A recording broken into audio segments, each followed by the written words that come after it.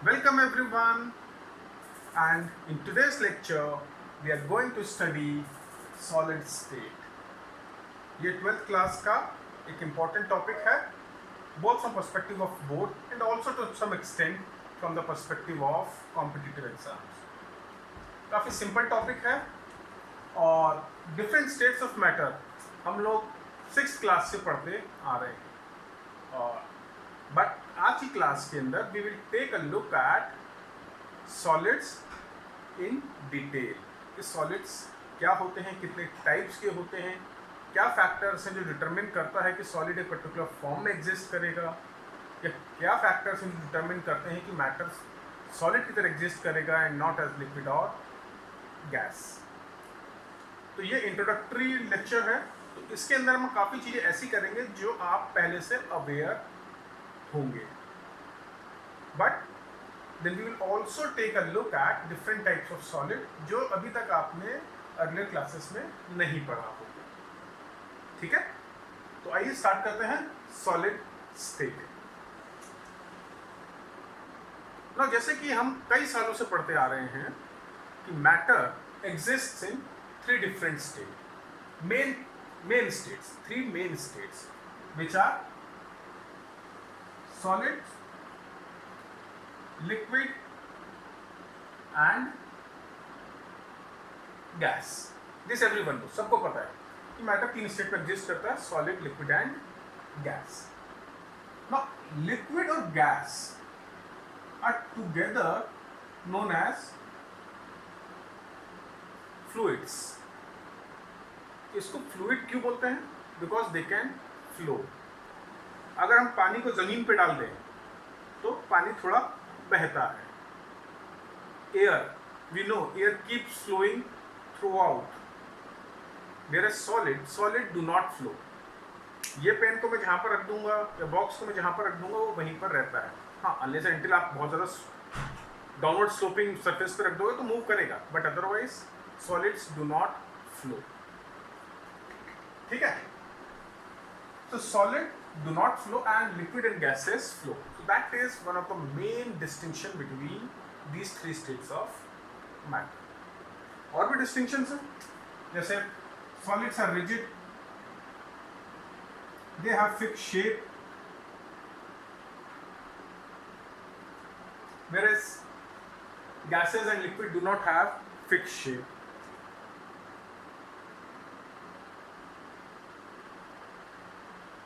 Right? So these are some things which you have already studied. So now we will look at what are the factors which make solid behave as they do. मतलब कि solid rigid क्यों होते हैं, solid का shape fixed क्यों होता है, etc etc. That is what we are going to take a look at. तो 2 main factors होते हैं या 2 competing factors होते हैं which determines कि कोई मैटर सॉलिड की तरह एग्जिस्ट करेगा और उसका रिजिड शेप होगा, या लिक्विड और गैस की तरह एग्जिस्ट करेगा और उसका रिजिड शेप नहीं होगा। और ये 2 कॉम्पिटिटिव फैक्टर्स हैं, एक inter particle force of attraction या inter molecular force of attraction,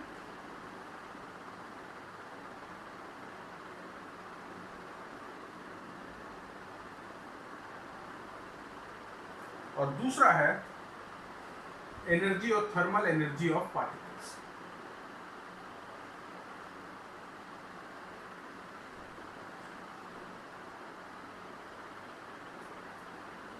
तो ये 2 फैक्टर हैं जो डिटरमिन करते हैं कि मैटर किस स्टेट में एग्जिस्ट करेगा, और दोनों अपोजिट हैं। कि जैसे अगर पार्टिकल्स के बीच का फोर्स ऑफ अट्रैक्शन बहुत ज़्यादा होगा तो particles will find it very difficult to move away from each other. जैसे कि अगर मैं किसी को, आपको मैं जोर से पकड़ कर रखता हूँ तो आपको मुश्किल होगी मेरा हाथ छुड़ा के भागने में, जबकि यही फोर्स ऑफ अट्रैक्शन अगर काफ़ी वीक है तो आप इजीली मेरा हाथ छुड़ा के भाग जाओगे, राइट? तो अगर इंटरमॉलिक्यूलर फोर्स ऑफ अट्रैक्शन बहुत ज़्यादा है तो वो क्या करेगा, it will prevent particles from moving from their mean position. जैसे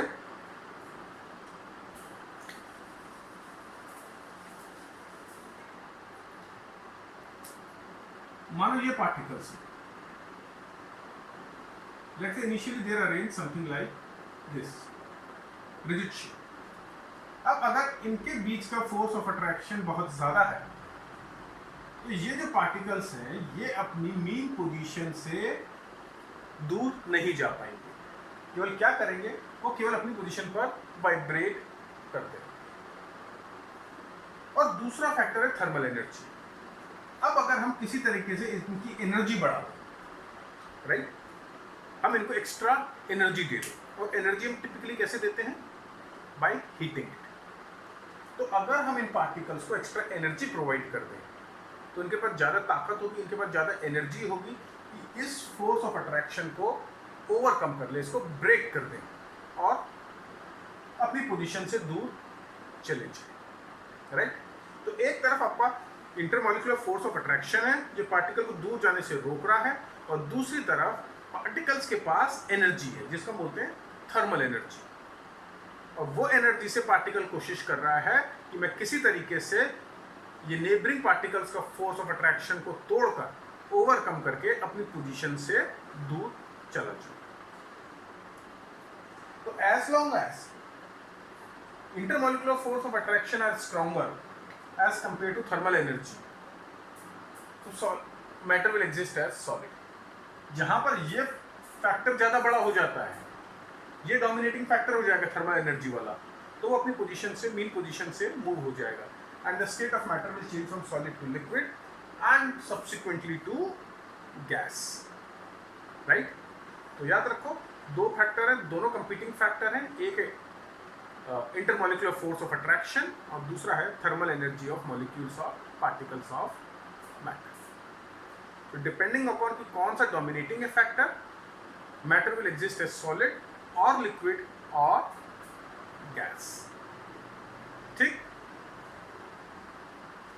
तो उसको नोट डाउन कर लो कि what are the factors which determine the state of matter, and these two factors are intermolecular force of attraction and second thermal energy of particles।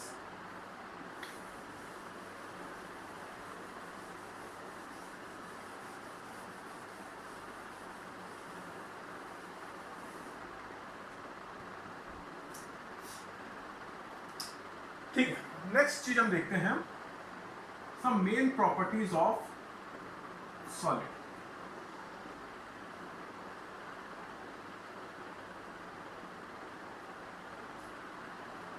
तो important चीज solid के बारे में ये है, ये inter molecular force of attraction is very high. Second,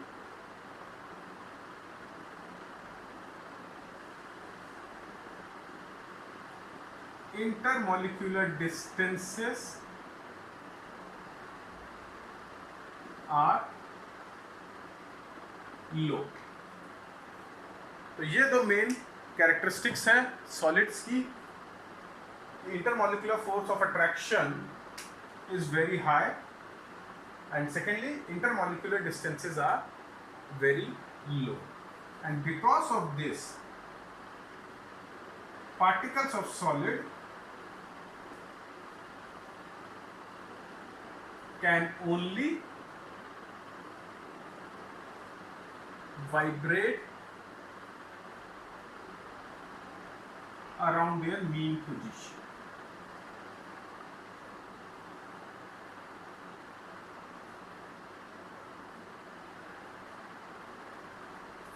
ठीक है, तो क्योंकि इंटरमॉलिक्यूलर फोर्स ऑफ अट्रैक्शन बहुत ज़्यादा है, उनके बीच में इंटरमॉलिक्यूलर डिस्टेंसेस बहुत कम हैं, therefore particles of solid can only vibrate about their mean position, and as a result solids have fixed shape and they are rigid. ठीक है, तो कोई पूछता है कि सॉलिड का फिक्स शेप क्यों है, सॉलिड रिजिड क्यों है, क्या फैक्टर्स हैं which are responsible for general properties of solid. तो ये intermolecular force of attraction is very high, intermolecular distances are low, because of which particles of matter in solid state can only vibrate about their mean position. They cannot move from their position, which gives a fixed shape to solid and they are rigid. Okay? तो ये चीजें थी जो शायद आप सब earlier classes में पढ़ चुके, राइट? अब हम कुछ ऐसी चीजें देखते हैं which you may not have read in your earlier classes.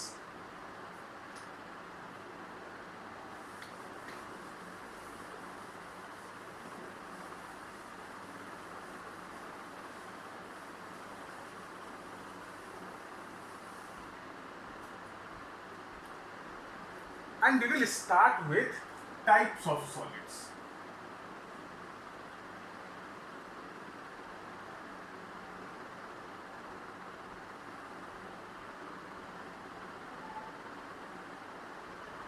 Now solids can be broadly classified into two types, and these are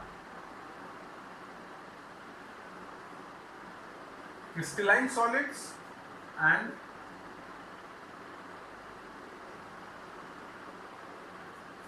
amorphous solids. Crystalline solid and amorphous solids. अब हम दोनों को देखते हैं. जब मैं बोलता हूं एमॉर्फस वर्ड का मीनिंग ही होता है without shape, right? Without shape. तो इमीडिएटली आप बोलोगे पर सर सॉलिड का तो फिक्स शेप होता है, what do you mean by without shape?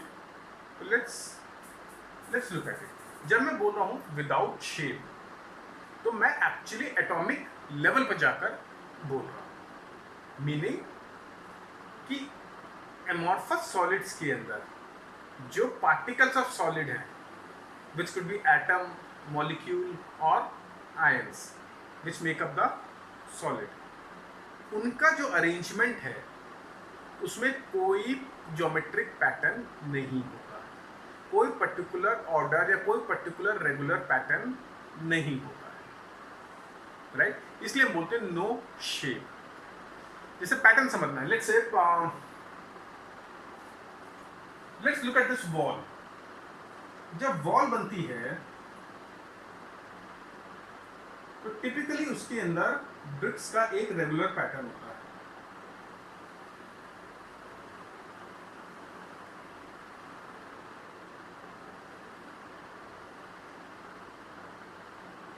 Something like this. अब ये देखो एक रेगुलर पैटर्न है कि यहां पर लेट्स से ब्रिक्स अरेंज्ड हैं. जो सेकंड लेयर है वो इसके बीच में आ रही है. जो फर्स्ट लेयर है अगेन जो इनिशियल लेयर है उसी चीज को रिपीट कर रही है. मतलब एक पैटर्न है, राइट? जैसे another example, let's say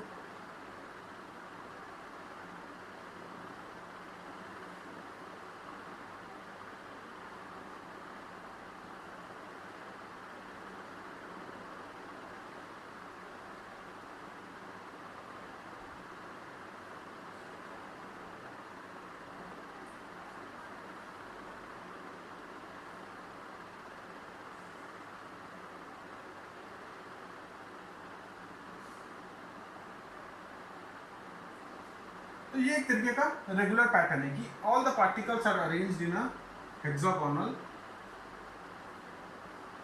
pattern, और ये पैटर्न रिपीट हो रहा है बार बार. तो यानी अगर हम किसी सॉलिड के अंदर एक छोटा सा पार्ट ले लें और वो पैटर्न नोट कर लें, तो हम पूरा का पूरा सॉलिड का स्ट्रक्चर खड़ा कर सकते हैं उसी पैटर्न को बार बार रिपीट, राइट? तो अगर इस तरह का रेगुलर पैटर्न है, इस तरह का रिपीटिंग पैटर्न है, इस तरह का ज्योमेट्रिक पैटर्न है, then that solid is known as crystalline solid.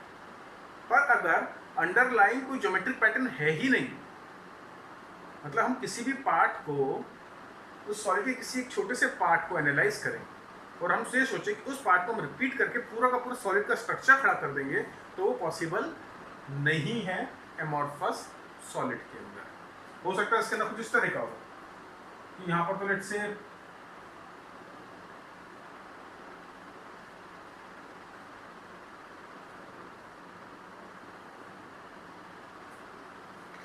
अब देखो ये कोई पैटर्न नहीं, यहाँ पर हेक्सागन है, यहाँ पर कुछ अलग शेप आ गया, यहाँ पर कुछ अलग शेप आ गया, तो there is no regular pattern. इसको इससे कंपेयर करो, सबके सब पार्टिकल हेक्सागोनल के 6 कॉर्नर्स के ऊपर प्रेजेंट है, यही पैटर्न बार बार रिपीट होते चले जा रहे हैं, राइट। तो ये मेन डिफरेंस है क्रिस्टलाइन और एमॉर्फस सॉलिड्स के अंदर। तो हम क्या लिख सकते हैं, crystalline solids have a fixed geometric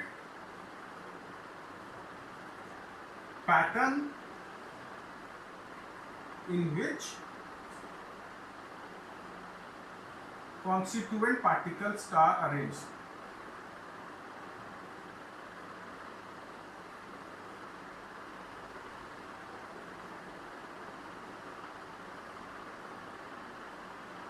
Or in other words, they have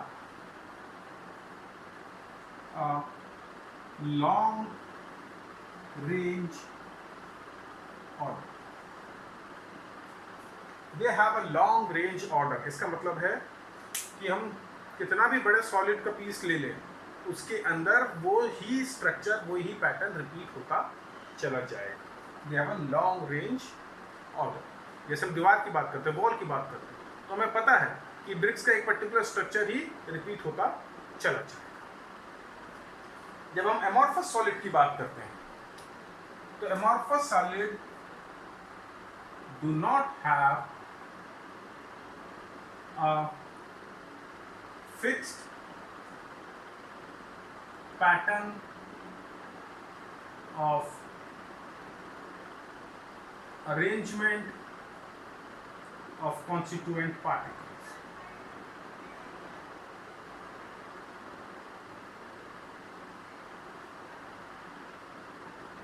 They at max, they at the most have short range order.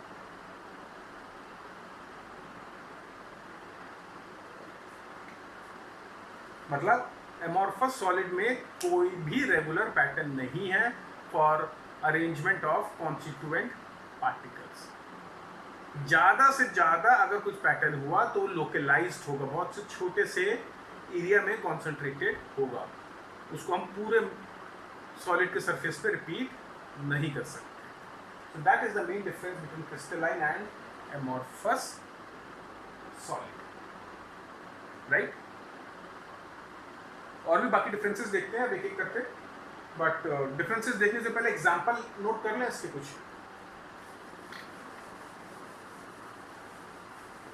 In general all the metals and all the elements are crystalline in nature. So metals and in fact all elements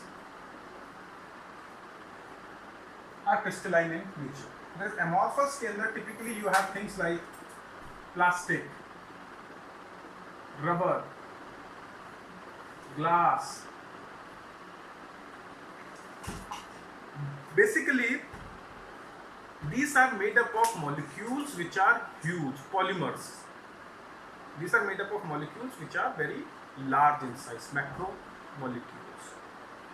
जो भी polymers वगैरह हैं, they are amorphous in nature, right?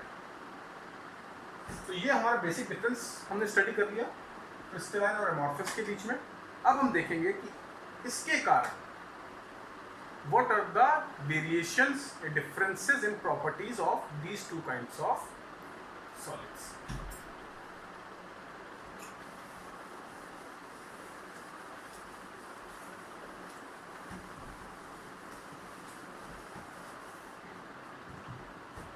तो मैं left में लिखता हूं crystalline solids और राइट में एमॉर्फस। तो फर्स्ट बेसिक डिफरेंस हम लोग ने ऑलरेडी देख लिया। Second difference, these have sharp melting point. They melt over a range of temperature.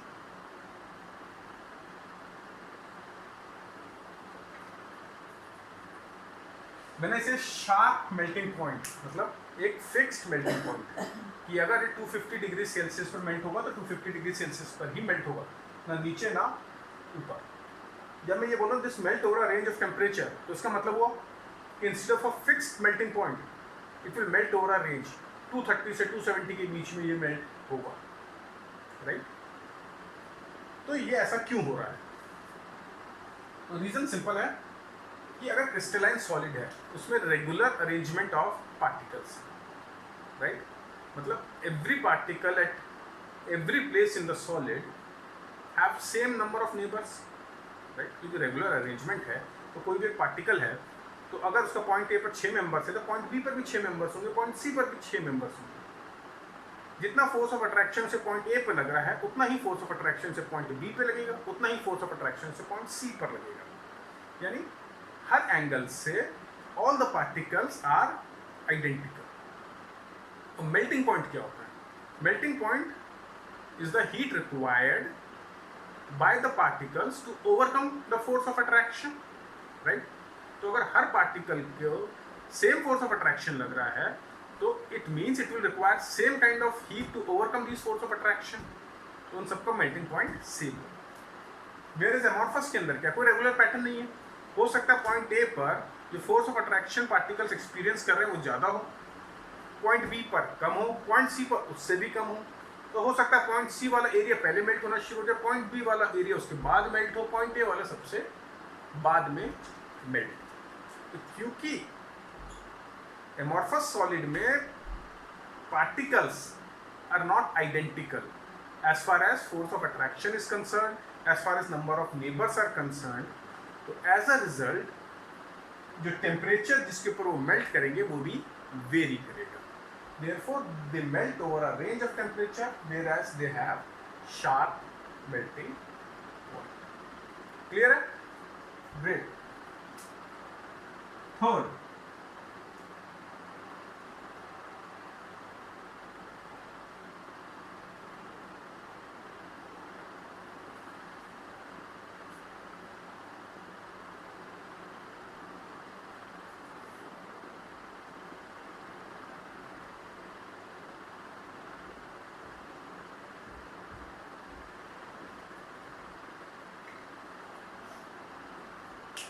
crystalline solids are anisotropic in nature. ये वर्ड है आपके लिए anisotropic in nature. Whereas amorphous solid are isotropic in nature. Iso का मतलब होता है same, aniso मतलब different, not same. So basically what we are trying to say is कि crystalline solids में जो physical properties हैं, properties like electrical conductivity, property like refractive index, right? They are not same when measured in different directions. Whereas amorphous solid के अंदर refractive index, electrical conductivity, thermal conductivity etc. is same throughout the solid. अब ऐसा क्यों है? देखो, मान लो ये आपका अरेंजमेंट ऑफ पार्टिकल्स है।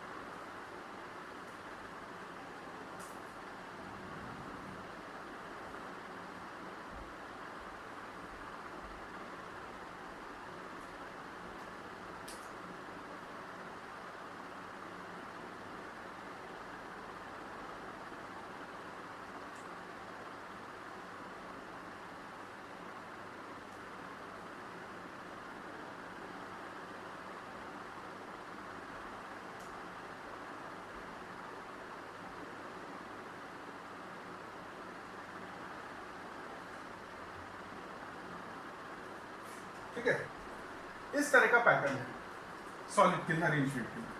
तो अगर इस डायरेक्शन में जाते हैं तो यहाँ पर मेरे को अलग टाइप के कॉन्स्टिट्यूएंट पार्टिकल मिल रहे हैं। अगर मैं ऐसे जाता हूँ, अलग टाइप के पार्टिकल्स मिल रहे हैं। अगर मैं इस तरीके से जाता हूँ तो यहाँ पर different types of arrangement of particles है।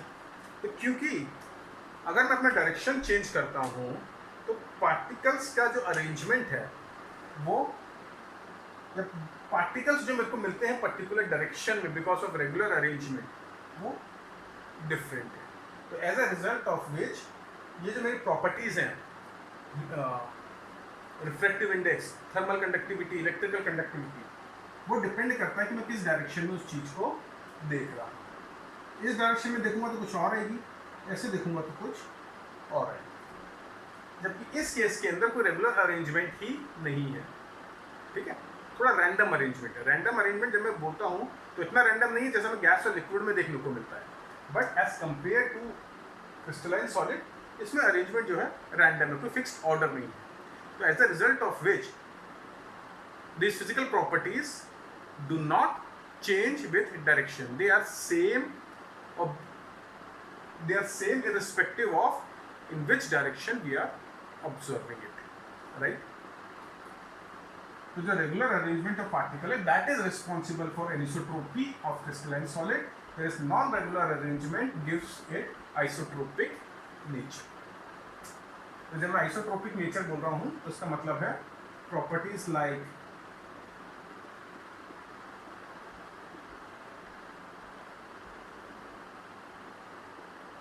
electrical conductivity, refractive index, etc. are same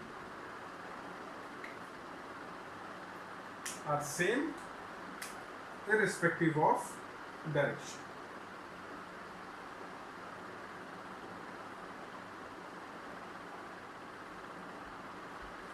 और जब एनिसोट्रोपिक बोल रहा हूँ तो प्रॉपर्टीज आर डिफरेंट और properties change as we change direction.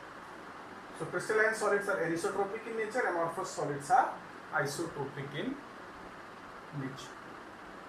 तो इसको नोट कर लो, काफी इंपॉर्टेंट है. So the last property which we are going to study is the cleavage property.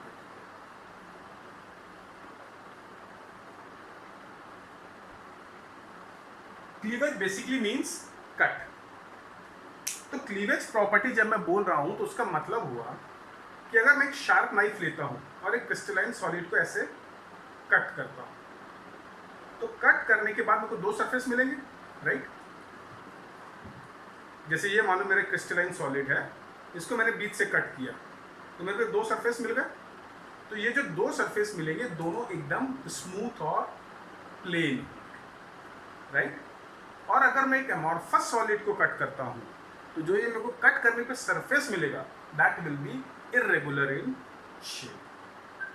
This property is known as cleavage property. So basically on being cut by a sharp knife,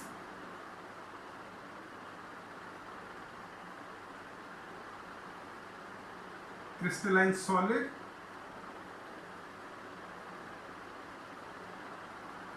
gave two smooth and clean surfaces.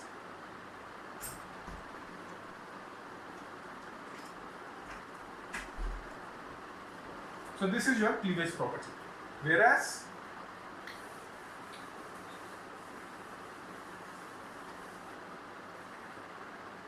amorphous solid, they will give irregular surfaces on cutting.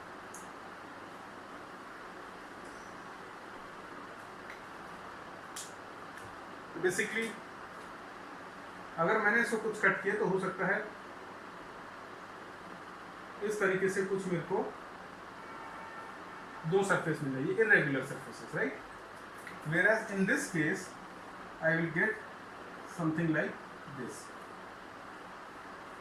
Plane smooth surfaces. So this property is known as cleavage property. So mainly these are the four differences between crystalline and amorphous solid. Repeat करता हूँ. Crystalline solid have long range order, meaning they have a regular repeating geometric pattern of arrangement of constituent particles. Amorphous solids do not have long range order. At max they have short range order. Particles are not arranged in a regular repeating geometric pattern. Crystalline solid have sharp melting point. Amorphous solid melt over a range of temperature. They are anisotropic in nature. They are isotropic in nature. When I say isotropic, it means properties like electrical conductivity, thermal conductivity, refractive index remain same throughout the solid in all directions. Then finally cleavage property. अगर मैं crystalline solid को cut करता हूँ by a sharp knife, crystalline solid gives two smooth and clean surfaces, whereas amorphous solid will give irregular surfaces on cut.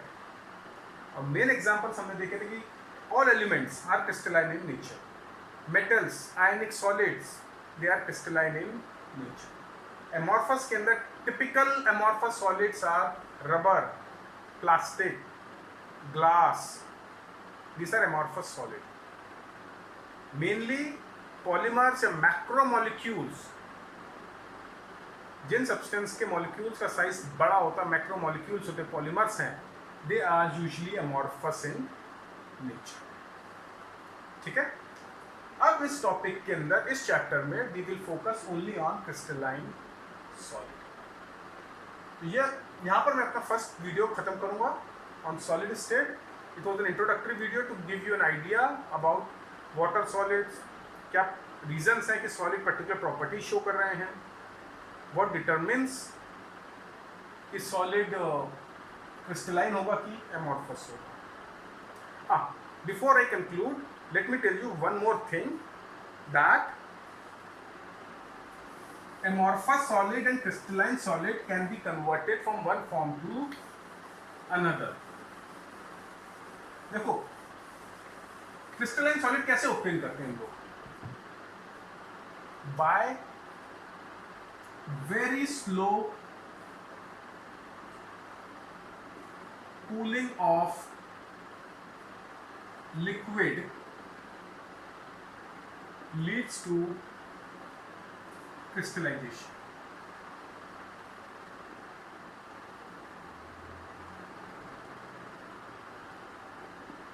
ठीक है. किसी भी solid को, मान कोई भी सॉलिड है, भले वो अमॉर्फस फॉर्म में नॉन क्रिस्टलाइन फॉर्म में हो, उसको अगर हम मेल्ट कर लें और बहुत स्लोली कूल करते हैं तो it will get crystallize. Amorphous solids को टिपिकली हम हीट करते हैं below its melting point and we let it cool very very slowly. तो उस केस में हम कूलिंग में इतना टाइम देते हैं कि constituent particles are able to arrange themselves in particular fashion, in regular fashion. और वहीं पर अगर हम किसी लिक्विड को बहुत रैपिडली कूल कर दें तो it will not be able to form a regular pattern. हो सकता है क्रिस्टलाइन हो बट उसमें बहुत ज़्यादा डिफेक्ट या अमॉर्फस फॉर्म में आ जाए. तो किसी भी चीज़ को हम मेल्ट करके स्लोली कूल करेंगे तो वो क्रिस्टलाइज हो जाएगा. थोड़ा ज़्यादा रैपिडली कूल कर लेंगे तो उसमें डिफेक्ट्स आएंगे और हो सकता है कुछ और ज़्यादा हमने तेज़ी से कूल कर लिया तो अमॉर्फस सॉलिड में ही कन्वर्ट हो जाए. Right. So with this, I will end this video. I hope you enjoyed it, and we will be back with more videos on this topic, solid state. So till then, goodbye from my side, and we will meet soon with the next video of this series.